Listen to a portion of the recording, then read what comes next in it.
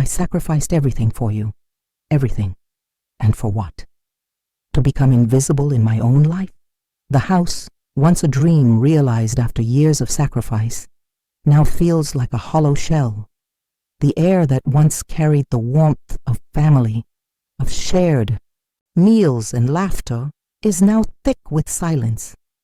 Each room, each corner of the house reflects my efforts to mold it perfectly for her, a perfect home for my daughter. But what does perfection mean when it no longer feels like home?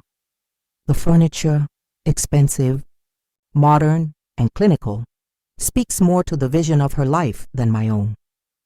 I remember picking out pieces, hoping they'd make her feel comfortable, secure, happy. But now, each item feels like a reminder that I've built a space that isn't mine. It's her world, and I'm just living in it. The kitchen, where I spent countless hours preparing meals, is now a barren, unfamiliar place. It's supposed to be the heart of the home, but it feels more like a ghost of what it used to be. There's no one to share the food with, no one to laugh with as we sit at the table. It's just another space that's been emptied of its meaning. In the living room, a framed picture of her catches my eye. She's smiling, radiant, successful it seems. But something feels off about it. The smile doesn't reach her eyes, and I can see that the girl in the photo is a stranger to me now. She's not the girl who once needed me, the one who would come to me for comfort or advice. That girl is gone. In her place is someone who barely acknowledges my presence, except when it's to demand something from me. I can't help but feel that I'm invisible, fading into the background of her perfect curated life.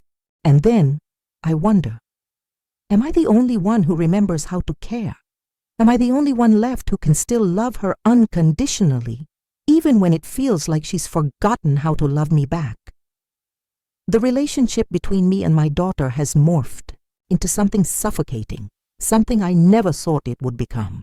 Where there used to be love, mutual respect, and warmth, now there is only distance, a chasm that seems to widen with each passing day. She's the center of everything. Her life, her dreams, her needs, they consume all. And me? I've become nothing more than a shadow in the background of her existence, a piece of furniture in the room, there to fulfill her demands and expectations, but never to be truly seen. She takes from me without hesitation. She asks, and I give. She needs, and I sacrifice. And I've done it willingly, too willingly perhaps. For years, I've been the silent, invisible supporter, the one who ensures everything goes right, the one who makes sure her world is as perfect as possible. But I've reached my limit. The silence has become unbearable. I can no longer just stand by and pretend that my needs, my desires, don't matter. She's so wrapped up in her own life, her own success, her own struggles, that she's oblivious to how much I've bent, how much I've given. She doesn't see the cracks forming in me, the ones that have been there for far too long. She doesn't know that I've been erasing myself just to make room for her. I've been so invisible, so absorbed in fulfilling her needs, that I've lost track of who I am. And that's what breaks me. The knowledge that, in her eyes, I'm just an accessory, something to be used when needed and discarded when not. I've faded into the background, and it's killing me. I've lost myself. In her, and I don't know how to find my way back. It happens one night when I'm cleaning the living room, the space that I've poured my heart into, carefully curating each shelf with memories, awards, and photos of her. The trophies that should be reminders of all she's achieved, of all I've done for her. As I wipe the dust off the mantle, I feel a sudden chill, like I'm being watched. I hear her voice from the hallway, cutting through the stillness like a blade. What is this? You've ruined the whole aesthetic of the house. It's supposed to be modern, not whatever this is. Her voice is sharp, laced with disgust as she gestures to the shelves I've meticulously arranged. Her words hit harder than I expected. Each syllable a reminder that nothing I do is ever good enough. I freeze, my hands still hovering over the dusted surface. The floor beneath me seems to give way, and I feel myself shrinking, like the weight of her criticism is too much for me to carry. The house, the space I built for us, the space I thought we shared, is now a battlefield. She doesn't care that I've sacrificed everything to create a perfect life for her. She doesn't see the years of effort, the emotional labor I've invested in this house, in her happiness. All she sees is a mother who doesn't fit into her world. I stand there rooted to the spot as her voice rings in my ears. The sting of her words is overwhelming. They cut deeper than I could have imagined. I spent so long making sure everything was just right for her, and now, in an instant, I realize she doesn't appreciate it. She doesn't see me. Something inside me snaps. Maybe it's time I stop living for you, I murmur quietly to myself, but even I'm not sure if I believe it. The words feel like a confession, a revelation I wasn't prepared for, but in that fragile moment, something stirs inside me. Something I haven't felt in years. For the first time in ages, I straighten up, feeling the tiniest spark of defiance flicker within me. Is it wrong to want something for myself? To stop being the woman who always says yes, the one who fades into the background of someone else's dreams? For the first time, I start to think maybe it's time to carve out a space for myself, not as her mother, but as me. The days after that night blend together, a haze of lingering pain.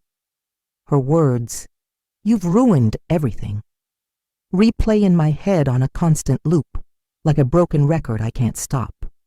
They gnaw at me, sinking into the very marrow of my bones, reminding me of how invisible I've become, how much of myself I've lost along the way. I try to push it all down. I keep doing what I've always done. I cook her meals that she doesn't even acknowledge. I clean up her messes, her dishes, her clothes, her things strewn across the house, as if I'm nothing more than an invisible maid. I arrange her belongings just the way she likes them, hoping it will somehow make her smile, make her see me. But each action feels like I'm losing more of who I am, like I'm slowly disappearing. Where did the woman I used to be go? The woman who had dreams of her own, who once had an identity beyond being a mother and a caretaker. How did I become this version of myself? Exhausted, overlooked, constantly giving, and never receiving. How did I become someone who no longer even recognizes the reflection in the mirror? I try to ignore the voice in my head, the one that tells me it's wrong to want more, to want to exist for something other than her. To want to take up space, to have a life that is my own, but it's getting harder to ignore. One evening, after another long, draining day of putting her needs above mine, I find myself sitting in silence, staring at the empty space across the room. The stillness is suffocating. I sip my tea, trying to find comfort in the warmth, but it feels hollow. The silence in the house is no longer peaceful. It's deafening. And it's not just her that's distant. It's me, too. Somewhere along the way, I stopped seeing myself as a person. I became a mother first, a caregiver second, and a woman last. But isn't it time for that to change? I feel a tremor run through my hand as I pull my phone out of my pocket. My eyes hover over her name in the contacts list, and for a moment, I don't know what to do. What can I say to her? What is left to say after all these years of living? For her, of sacrificing everything? But I know one thing for sure. I can't keep going like this.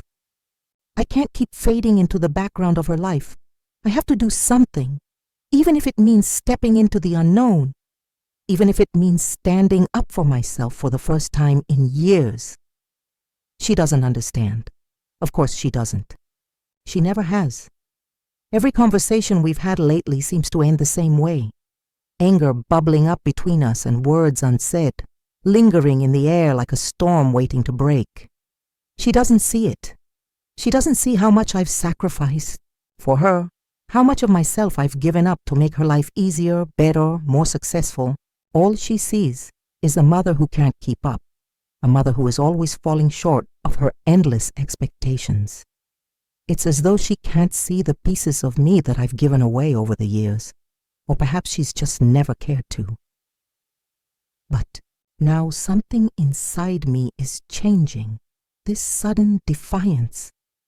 It feels like a wave, a tidal force that I've been suppressing for years. But it's here now, and it's unstoppable. When I finally find the courage to speak up, to tell her the truth, it feels like I'm betraying her. It's as if I'm admitting that I've failed her in some way. She looks at me with disbelief when I say it, and for a moment I feel the weight of her judgment bearing down on me. But I can't turn back now. I've given everything to you, I say, my voice trembling with emotion, tears threatening to spill. And I don't even know who I am anymore. But I can't keep living for you. I need something for myself. Her laugh is sharp, bitter, hollow. It's the kind of laugh that slices through you, making you feel small, insignificant. You're being selfish, she spits out. Everything I've done is for you, and now you're going to turn your back on me. Her words hit like a slap to the face. I can feel my heart ache in my chest, but I stand firm, shoulders straight. This is the moment. I can't back down. Not anymore. No, I reply, my voice steadier than I thought possible. I'm turning my back on who I've become for you. I've lost myself in your needs. I don't know how to be anything but your mother. And I can't do it anymore. Her face twists with fury, her eyes burning with anger. That's not my fault, she snarls. No, I say, my voice calm but resolute. It's not. But it's time I take back what's mine. The next morning, I find myself standing in the front yard of the house I've built for her, the sun low in the sky, casting long shadows across the grass.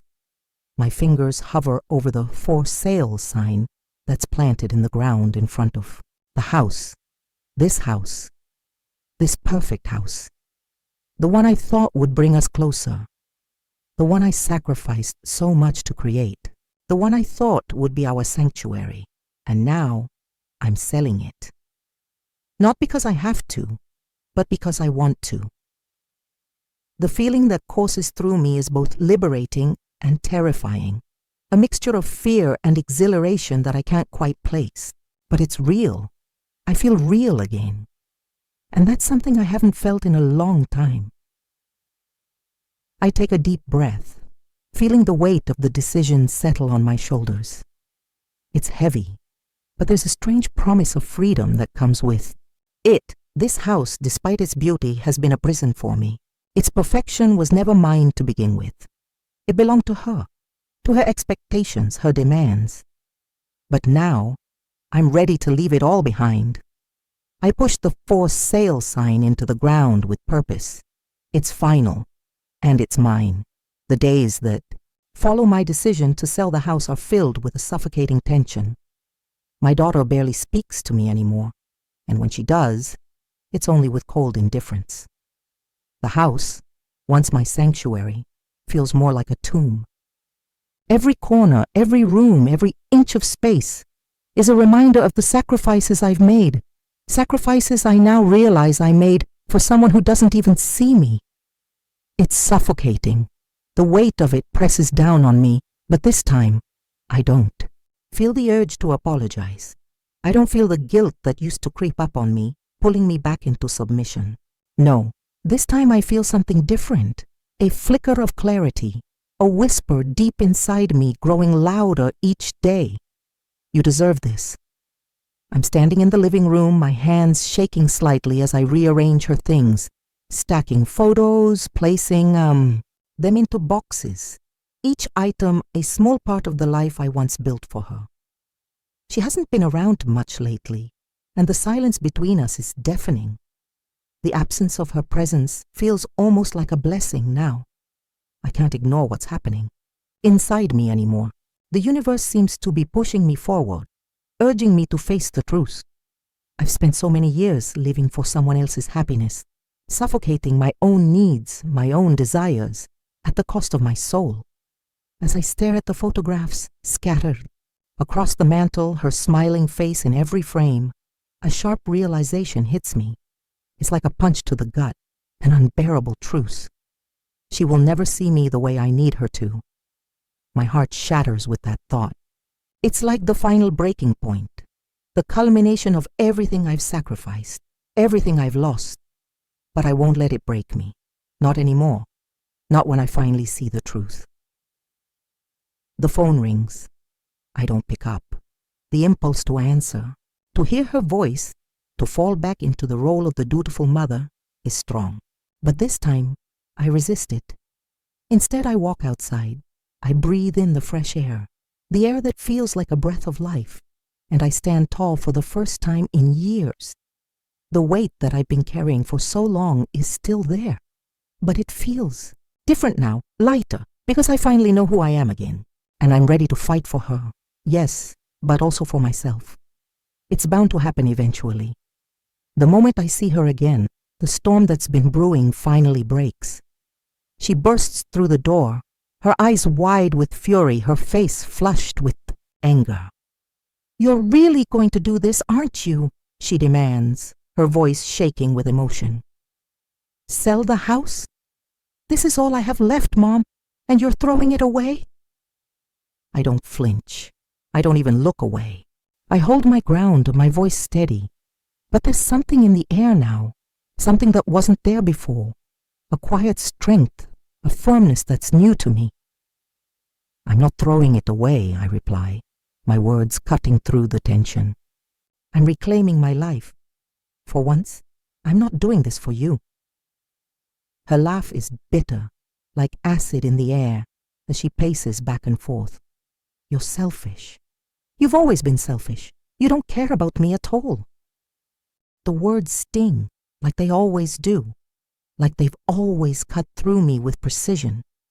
But this time, they don't break me.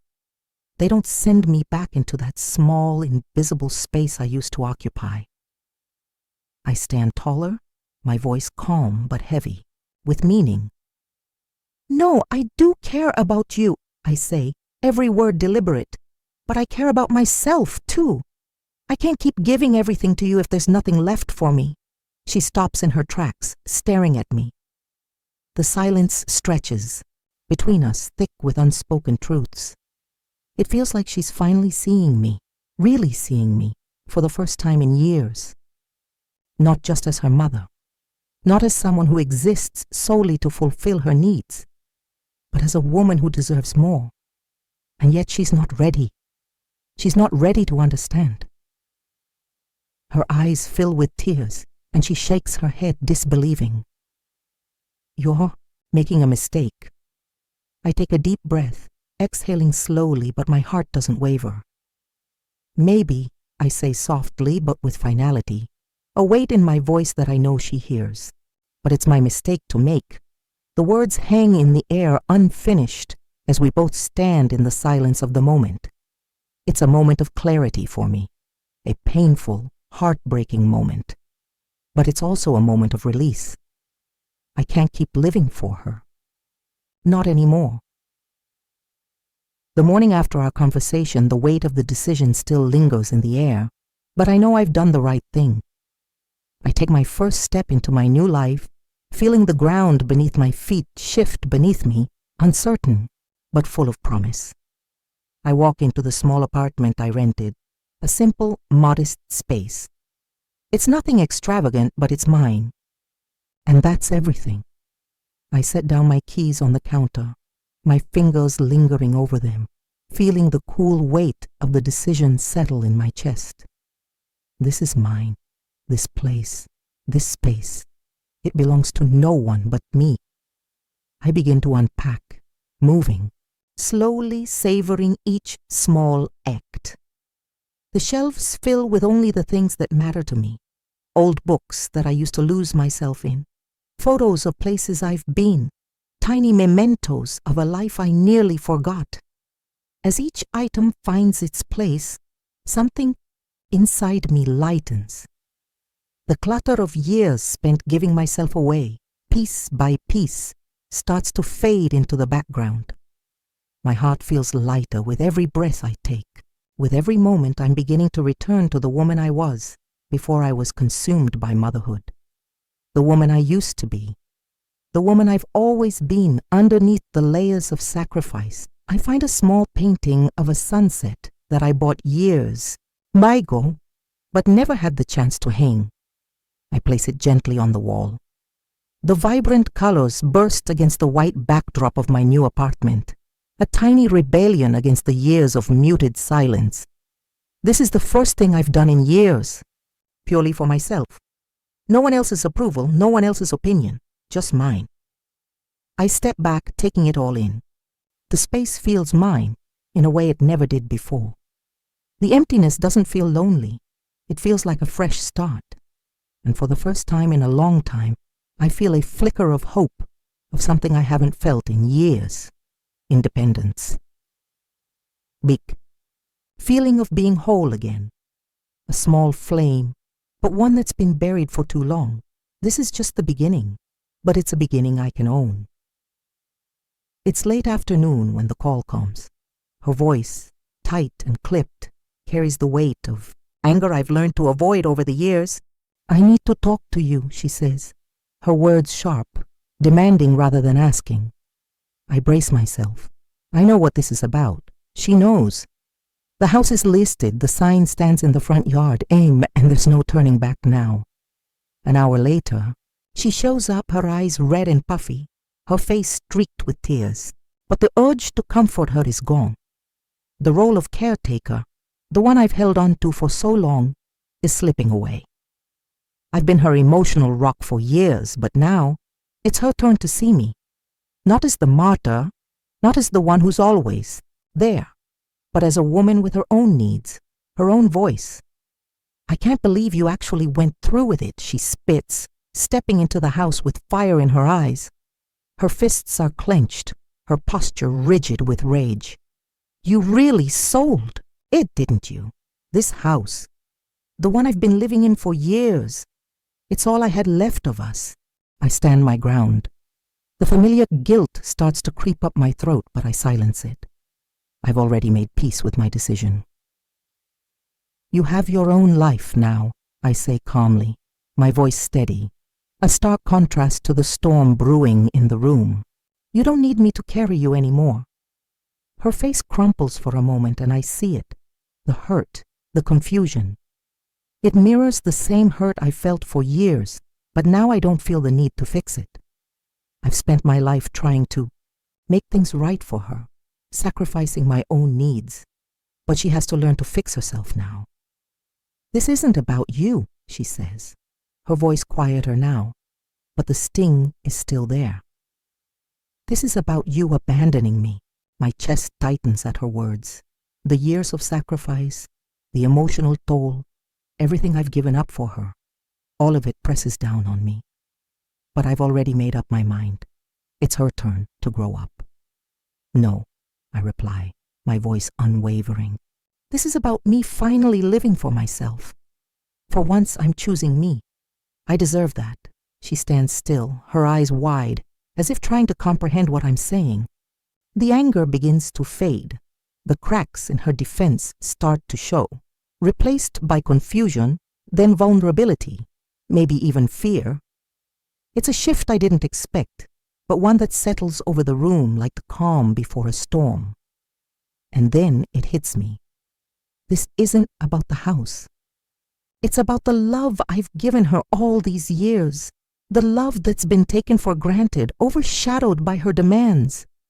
It's about breaking the cycle, showing her, even if it hurts, that I am not her sacrifice anymore. "You'll understand one day," I tell her, my voice softer now, but no less firm. But for now, I need to do this for myself. I need to exist as me, without all the expectations, without the weight of all the baggage. She stands motionless for a moment, her gaze not meeting mine. Then without a word she turns and walks out the door. The sound of it closing behind her echoes through the house, its finality ringing louder than I expect. For the first time in a long while, peace settles over me. I don't know if she'll ever understand, if she'll ever come to see things the way I do. But that's no longer my burden to carry. The days blend together as I settle into my new life. The apartment, once unfamiliar, begins to feel like home. The silence is still a presence, a reminder of the life I left behind, but it's not as suffocating as it once was. With each passing day, I find a rhythm. I take walks to the cafe down the street for my morning coffee, finally enjoying something, as simple as that without feeling guilty. I start reading books I'd put off for years, and with each page, I reconnect with parts of myself that had been buried for far too long. The guilt still lingers, like a shadow at the edge of my thoughts, but it's quieter now.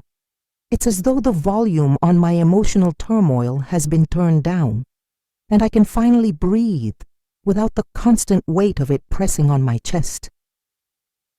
One evening, as I sit on my new couch surrounded by the things I love, the small, meaningful items that have been with me for years, I realize something. The realization hits me with a clarity I hadn't expected. I am not selfish for needing this. I am not selfish for choosing myself. For so long, I believed that my worth was tied to my ability to sacrifice for others. But now, in this space I've carved out just for me, I understand that my worth is inherent, not based on what I give up for others. The phone rings, and for a moment, I think it might be my daughter. But it's not. It's a friend, someone I haven't spoken to in ages. We catch up, and I find myself laughing, sharing, opening up.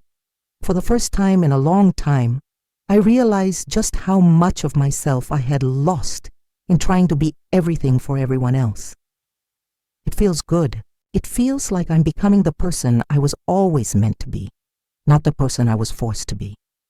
And in that moment, I know I've made the right choice. This is my life now, my time to live for myself. And it's just beginning. The day I officially leave the house for good, I take one final walk into the backyard. The air is crisp, the silence heavier now, but I stand tall as I approach the old tree we planted together when my daughter was just a little girl. Its branches are tall now, strong and sprawling, but they don't overshadow me. They no longer feel like something to hide beneath. I can feel the weight of its years, its growth, but I also feel my own strength rising to meet it. I close my eyes for a moment, breathing in deeply, letting the fresh air fill my lungs. When I open them, I take one last look at the house, the place that was once everything to me, but became a symbol of everything I sacrificed. The walls, the rooms, the memories, they don't hold me captive anymore. This place, this home, it no longer feels like my burden to carry, the weight I've been carrying for so long. Years of sacrifice, years of feeling invisible, unappreciated, has lifted. I've carried it for too long, and now it's time to let go. I turn my back on the house, leaving behind all that it represented. The years of giving everything, of living for others, of being someone I didn't recognize anymore. I don't need to carry that weight any longer. With a final step, I leave the house behind, free. And for the first time, I feel a sense of release, a sense of possibility, as if everything ahead of me is open and waiting. This is the moment I reclaim my life. I step through the door of my new life, and though it's not perfect, it's mine. I take a deep breath as I stand in the middle of my small apartment, the warmth of the light filling the room. Every corner of this space holds something meaningful. Books that have waited too long to be read, photographs of places I visited, little mementos that tell the story of who I am, not who I was expected to be. Outside the window, the sunset paints the sky in rich, fiery hues. The colors blend and swirl in a breathtaking display, like a reminder of all the possibilities still waiting for me. And in this moment, as I watch the fading light, I can feel it.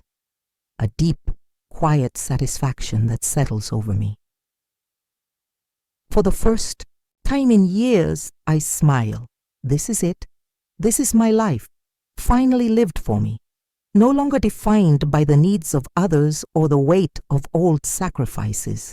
And for the first time, I feel truly free.